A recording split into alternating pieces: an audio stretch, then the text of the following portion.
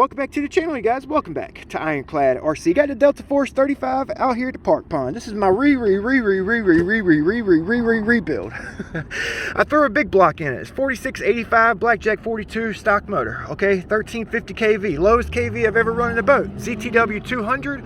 I put some larger trim tabs on. Okay, I got an M447 OCTURA prop on with HCL-HP 150C 7600 milliamp 4S twins. Okay, so let's get it. Now I actually got an issue going on with the boat, so y'all gonna have to overlook this. When I give the boat throttle, just like my XLX2s, you see that? I'm not touching the trigger. Okay, the rudder's wanting to glitch over, so I gotta get a glitch buster for 3 different boats. That rudder, that's scary, you guys. That's scary. I don't know what the deal is.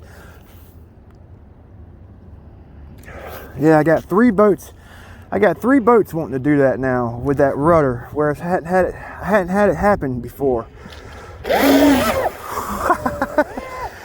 I just ran a whole set of packs through it and it didn't power cut one time, boy. I was like, I couldn't believe it.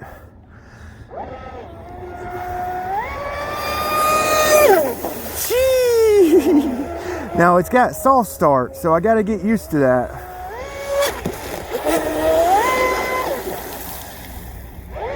Like when you pull off the trigger, like when it goes into its neutral range, it automatically goes into a soft start. So if you guys, if you notice the boat drop off in speed, when I come off the throttle, and then it's like, it's acting like a power cut. It's not. It's the soft start. And I just got to get used to it with this boat. So, yeah. Like right there, come off of it. Took a second for it to catch.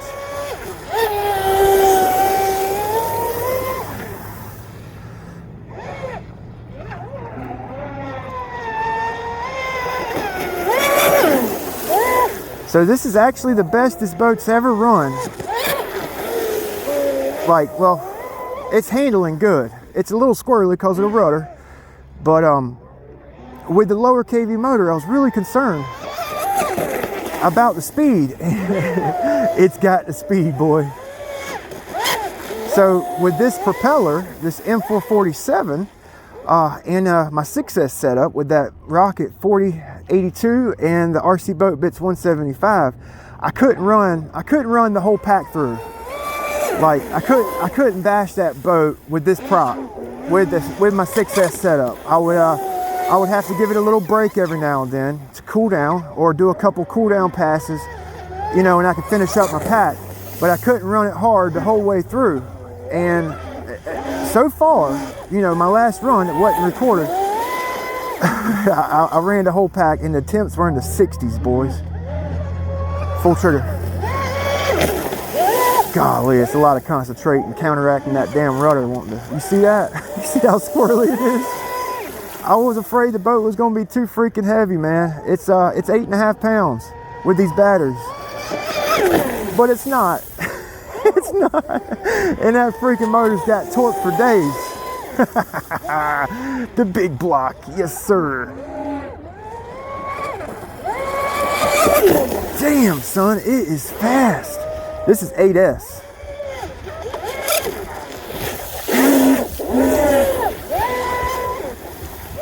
Yep, so I can get a, I just crashed it. Oh.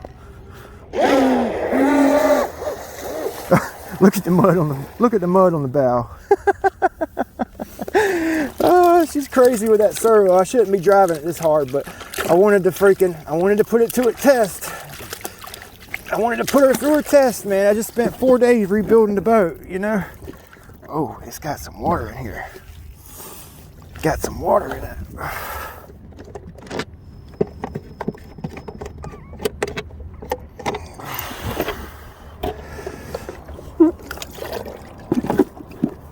Oh, it's got a lot of water in here, man.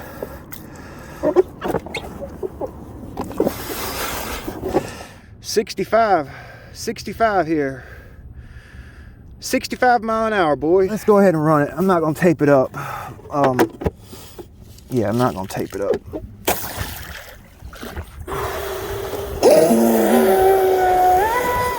Yeah, either I've got a cooling line with a hole in it. I've got to do a pressure check because those lines are like 2 years old too. Either I have a cooling line hole or water's coming in my stuffing tube. Man, she is running good.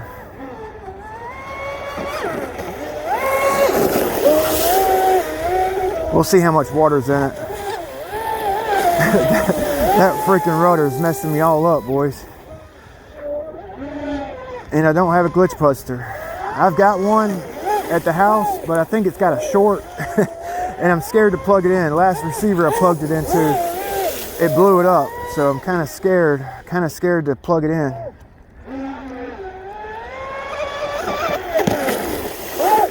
Running real dry. This is my first run. Got to feel out the new weight distribution, the extra weight, you know. And you know what I'm waiting on, you guys? You know what I'm waiting on? Hobbywing to make a water-cooled Max 4. What do you guys think about that?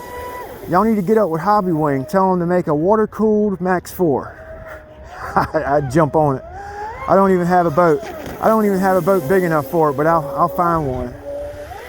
Hell, I would get an old nitro or a gas boat, you know, convert an old gas or nitro boat with the Hobbywing Max 4.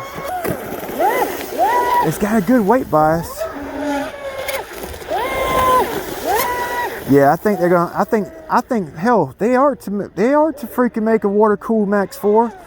You know, they've got a water cooled everything else in their inventory.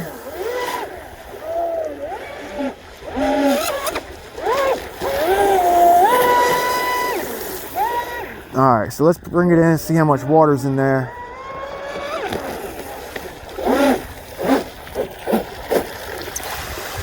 So I can't wait. I can't wait to get an X450 for this thing. Yeah, X450 is gonna be boss. I've got an X450, but it's cut down to a 47. A true X450, yes sir, buddy. So let's see how much water's in it this time. I had like a handful of water in it before, so yeah, I might have a freaking water cooling line. It's gotta be a water cooling line. Dumping that much water in here, you know what I'm saying? It's gotta be a cooling line somewhere leaking. For sure. So I'll go home and get it all worked out. Hell, well, there was water in the boat, so it's not gonna be hot. It's 80 degrees on the motor, 68 on the ESC, 75. Caps, 67. No power cuts though. I'm impressed. Yes sir, yes sir. So yeah, the rebuild did good. It did good, you know.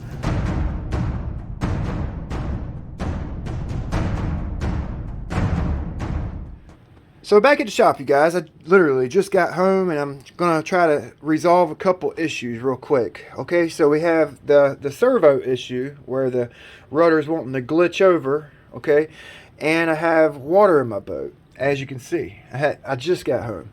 So water in the boat, let's go ahead and do that. It could be one of 3 or 4 different things. Okay, I could have a hole in one of my cooling lines.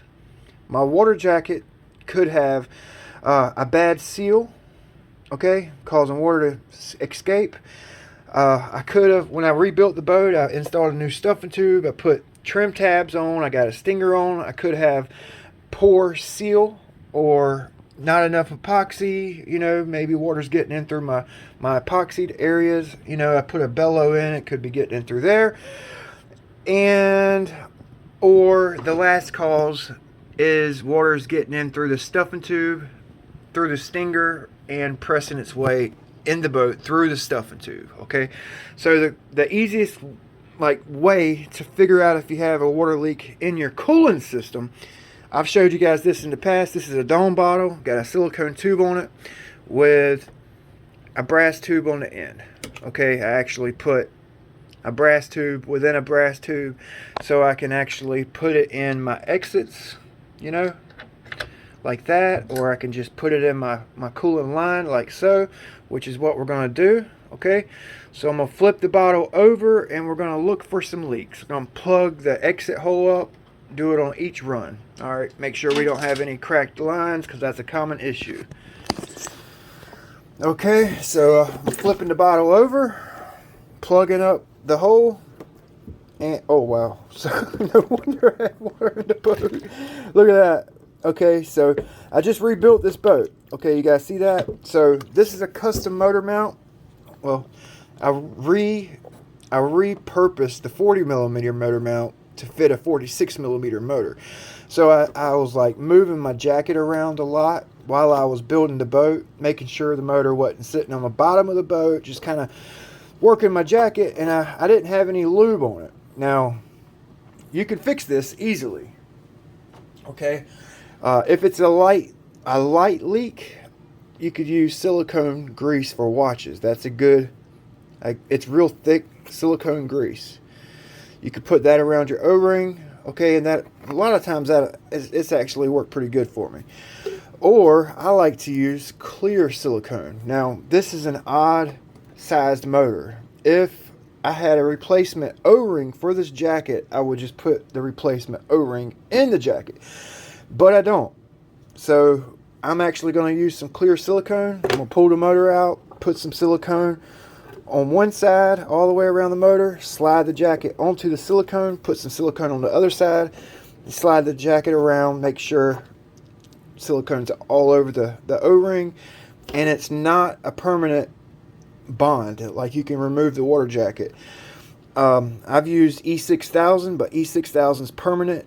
If you glue your jacket on with E6000, you're probably not going to get the jacket off. So it's something to keep in mind. So that's what I'm going to do to fix this one. Easy fix. Okay, simple.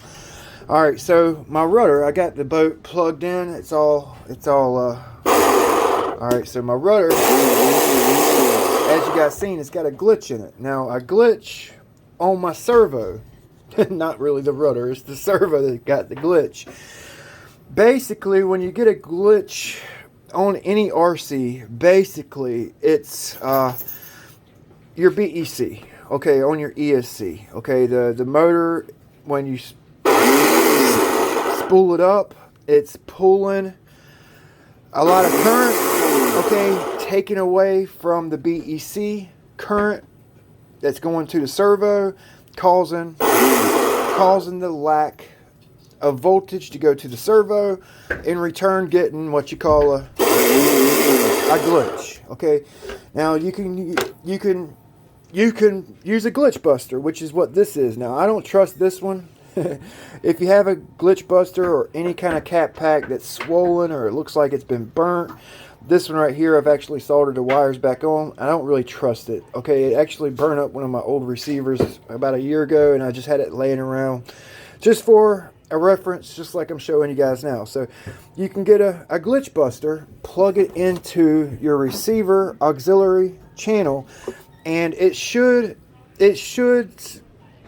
basically a capacitor. It should supply, hold enough energy in the capacitor to prevent a voltage sag to your servo in your BEC.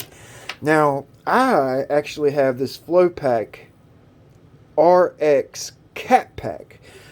Basically the same thing, I would imagine. Okay, this is souped up. You would think. Okay, so we're going to plug this in. All right, make sure you plug it in, negative, positive type deal, in my auxiliary channel on my receiver. Okay. So I got it all hooked up here. Now keep in mind, like I said, this is not a glitch buster. This is a RX cat pack. It's a FLOPACK RX cat pack. I'll drop a link in the description. Hopefully it works. I got my fingers crossed here. Hopefully it works, okay? I took my propeller off so I don't get cut up. oh, normally it would have already done it, so. Yep, that solved the issue. So I'll definitely use this, but I'm going to go ahead and order a few glitch busters because they're cheaper than this. This right here will actually power the whole freaking... I'm going to actually unplug the battery. Alright, so I unplugged the battery. it's not plugged in anymore. Check it out. Got power. Nothing's plugged in. You see that? Okay, a glitch buster won't do this. This is what the RX Cat Pack does. It's still going. It's still going. It's still going. It's not plugged in. Okay, so I solved the issue. Alright, we'll see you guys next time. We'll see you next time. Big B. With Ironclad RC channel or Tinker Test and tune everything. Hopefully this helps you guys out. Alright, we'll see you next time.